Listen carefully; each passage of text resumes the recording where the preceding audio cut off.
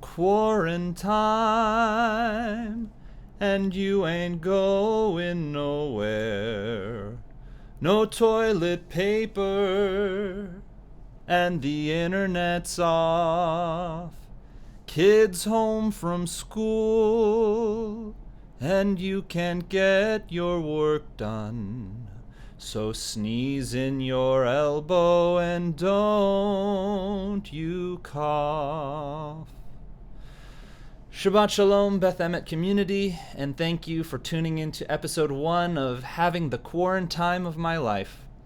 Various members of the Klei Kodesh will be posting short videos with the goal of keeping you company, educating, making you smile, and just generally bringing some warmth in your life. We will send out emails to alert you when the latest video is posted. They may contain lessons from Torah, ideas for how to pass the time, stories, reflections, or meditations.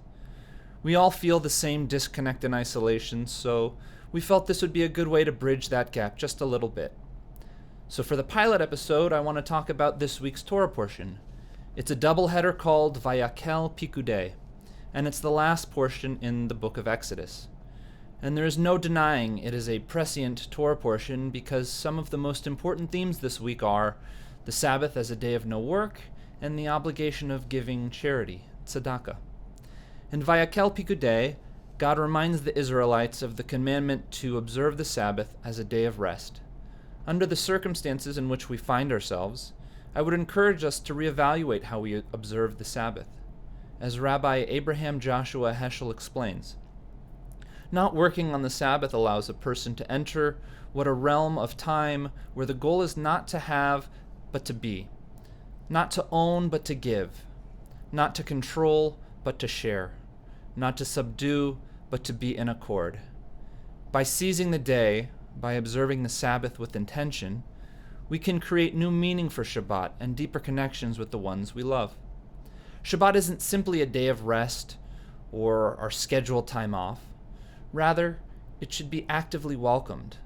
This type of rest should be scheduled and created.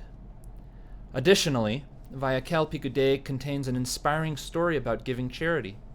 And no, this is not going to turn into a mitzvah appeal pitch. Parashat Truma was a couple weeks ago. Rather, Moses gathered all the Israelites as they were beginning construction of the tabernacle and said, "Let all those whose hearts move them bring forward their gifts of gold, silver, and copper, precious linens, yarns, and goat's hair, along with spices, valuable skins, and precious stones."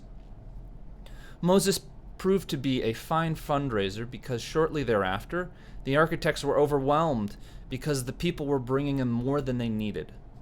So Moses actually told the people, "Stop, you're giving more than can actually be used."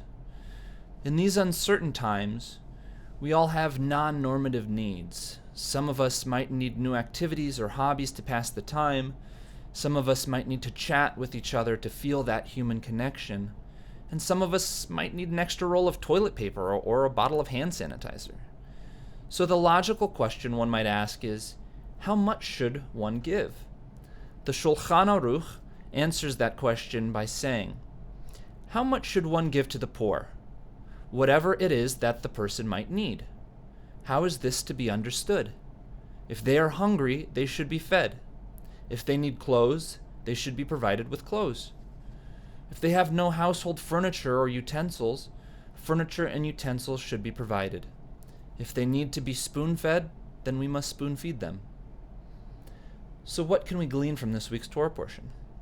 During these challenging times, we should use this Shabbat as an opportunity to separate the mundane from the holy, and we should reach out to those in need, both by giving tzedakah and also by contacting friends and loved ones who might need a little human touch.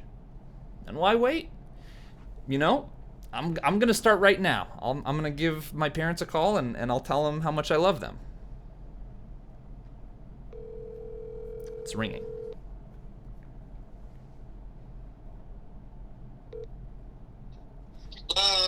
Hi, Dad, it's Kyle. How's it going?